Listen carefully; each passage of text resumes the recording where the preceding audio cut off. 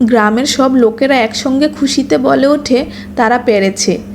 Scene পরিবর্তন হয়ে বর্তমানে চলে আসে। এখানে আমরা বৃদ্ধ ইউনসুকে দেখতে পাই, যেখানে ইউনসু তার মেয়েকে তার জীবন কাহিনী শোনাচ্ছিল।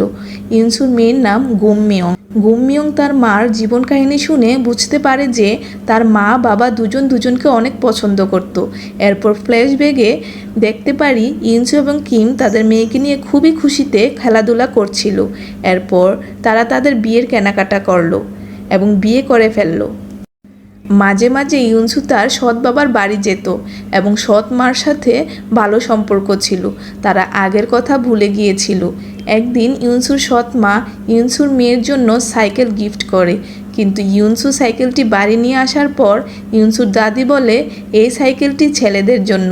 তাই ইউনসু কিমকে বলল যে এখন থেকে যদি আমরা আমাদের মেয়ের পক্ষ নিয়ে কথা না বলি তাহলে আমাদের মেয়েরও অবস্থা আমাদের মতো হবে। পরের দিন সকালে ব্রেকফাস্ট করার সময় কিম একটা সারপ্রাইজ নিয়ে আসে, নতুন দামি একটি সাইকেল, যেটা কিম তার নিজের টাকায় কিনে নিয়ে আসে।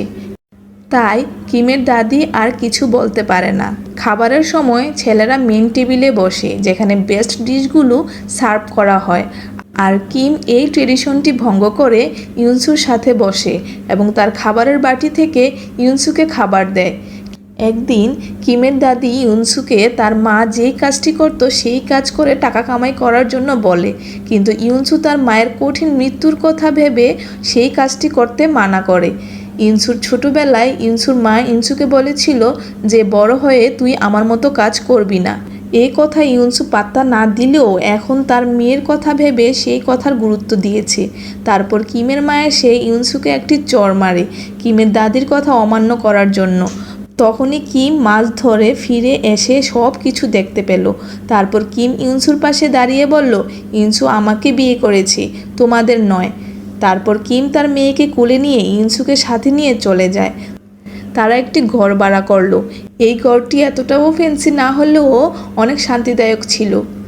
বাড়িওয়ালা এসে বলে কেউ তাদের জন্য 3 মাসের ঘর ভাড়া দিয়ে গেছে। একদিন কিম বাড়ি আসে, ইনসু দেখতে পায় কিমের হাত কেটে গেছে, ব্যান্ডেজ করে রেখেছে। ইনসু কীভাবে যেন জানতে পারে অনেকদিন আগে ইনসুর সাথে যে লোকটির বিয়ে হওয়ার কথা ছিল কিম ওই লোকটির আন্ডারে কাজ করে। তাই ইনসু ওই লোকটির বাড়ি যায়, গিয়ে দেখে ওই লোকটি একটি বিয়ে করে এবং তার এখন একটি বউ আছে। তারপর লোকটির ওয়াইফের সাথে কথা বলে। লোকটির নাম সোজুন। সোজুনের ওয়াইফের সাথে কথা বলার পর ইনসু তার হাজব্যান্ডের কাছে যায়। ইনসু দেখতে পায় সোজুন কিমকে মারছে। তখন ইনসু দৌড়ে এসে সোজুনকে মেরে কিমকে নিয়ে চলে আসে। এভাবেই সময় কেটে যায়।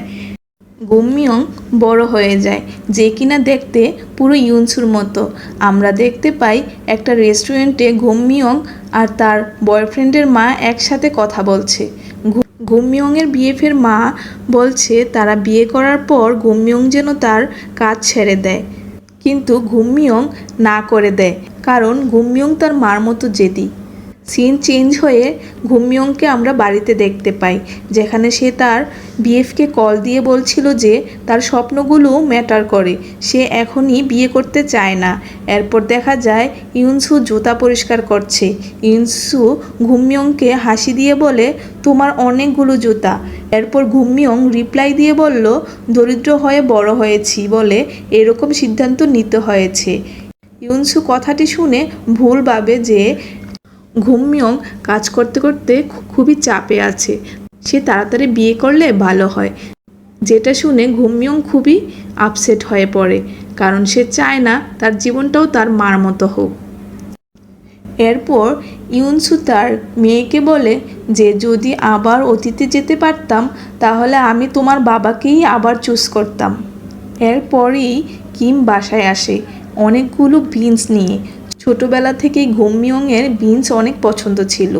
সে তৎক্ষণাৎ অনুতপ্ত ফিল করে যে তাকে তার ছোট ছোট সব ইচ্ছেগুলো তার বাবা মা পূরণ করত, কিন্তু যেটা দিতে পারতো না গুমমিয়ং সেটাই মনে রাখত। পরের পার্টটি দেখার জন্য আমাদের চ্যানেলটিকে সাবস্ক্রাইব করে রাখুন এবং লাইক কমেন্ট শেয়ার করতে ভুলবেন না।